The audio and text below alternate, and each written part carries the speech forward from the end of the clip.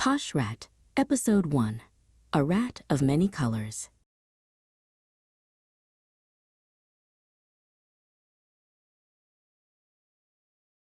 Long ago, before humans built London, there was just a river surrounded by grassy hills and trees.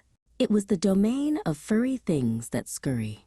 I'm talking about rats. When humans began building, the rats took to the nooks and crannies, and also underground for a while. Then the humans, or Overgrounders as they're called, started digging to make subways. Rats went even farther down. But like I said, that was ages ago, before this whole beautiful, bustling, underground rat city existed. Who am I and why am I telling you this? We'll get to that in a moment, for my story started more recently. You could say it began the day I met Reginald Twitch, or Posh Rat as he's known. Folks call him Posh Rat because of his father, Pinkerton Twitch. Yes, that Pinkerton Twitch. The one whose face is on the largest cheese coin, the stingy cheese marshal millionaire rat. That is Poshy's dad. As heir to the Twitch fortune, young Poshy was recently promoted as the UnderUnderground's Tubemeister, overseer of roads, tunnels, and waterways. This was a job in which he had no real interest. You see, Poshy didn't know quite what he wanted to be until the day we met, that is. That was the day in the UnderUnderground that rat tube trains began pulling into the stations, all streaked with bright, vibrant colors. Very strange. The rat train carriages that were normally a dull silver gray were now daubed and striped in any number of the most spectacular hues. Reginald, Poshy's dad called him that. As newly appointed Twitch family Tubemeister, you need to oversee the tunnel team to figure out why our trains are being ruined by these awful colors. Well, Poshy knew not to say to his father that he thought the colors looked quite nice, actually. So indeed, Poshy's crew of rat workers discovered a leak in the drainage pipe beneath the Overgrounders' sweet factory. Pink, blue, and bright green swirling streams were oozing down into the main UnderUnderground tube tunnel, coloring the trains as they passed beneath it.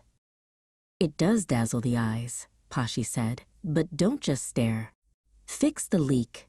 In a shower of sparks, the helmeted rat workers resealed the pipe, putting a stop to the colored oozing. We're done, sir. May we be on our way? The worker rats said, eager to get away from any member of the Twitch family, Poshy included. Well, the pipe looks secure, so you... Before Poshy could finish his sentence, the crew of rat workers had scurried off. Alone in the tunnel, Poshy was about to leave when he noticed a crack of light coming from above the just repaired pipe. Help us! Poshy faintly heard small voices coming from behind the crack. He poked upward with his walking cane, and the earthy tunnel ceiling crumbled a bit to reveal even more bright light. Pocketing his white gloves, Poshy climbed up the dirt wall toward the bright light. He poked his head through the hole and into what certainly looked like the inside of a laboratory. Indeed, it was a workroom in the Overgrounders' sweets factory. Labeled boxes of lollipops, tubs of cotton candy, and jars of sparkling colorful treats sat in rows among the test tubes, gadgets with dials and science equipment. And there on the desk by the tubs of colored gumballs stood a cage, crowded with rats.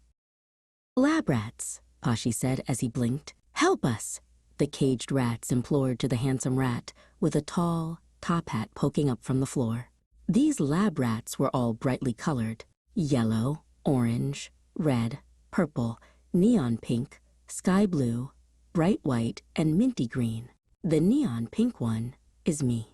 As I promised to explain, I am also a rat. My name is Pinkerton Barnes. Yes, I know.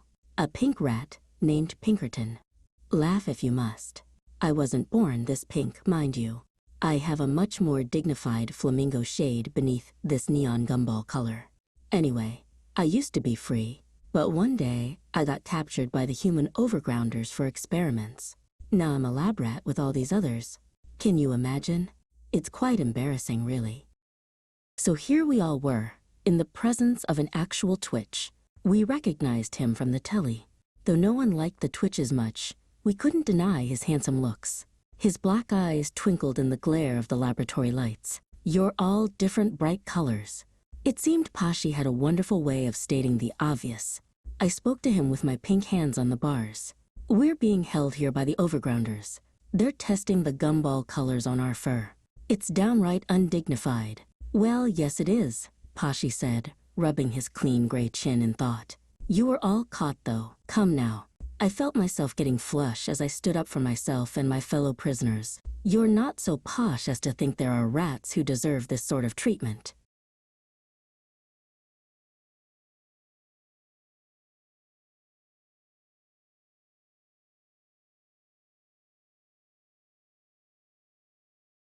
Posh Rat clambered out of the hole in the floor and onto the table where our cage sat. He stood close enough for me to appreciate the fine hand-stitching of his three-piece wool suit. Dear sir, have a heart, the blue rat said. We ain't seen our families in months, said the green. Oh, he won't help us. He's too posh, the purple rat scowled. No Twitch would save a lowly street rat. Reginald Posh Rat Twitch paused to look at us. But at last he shrugged, turned, and let his climbing rope uncoil from the table to the floor. That's right. Go home to your father's piles of cheese coins. The red rat jeered as Poshy began to lower himself down from the table. Wait, I said. You don't have to be like all the other Twitches, you know. You don't have to be like your father. Poshy's brow whiskers flattened. There was now a different twinkle in his eye. I knew I'd gotten to him.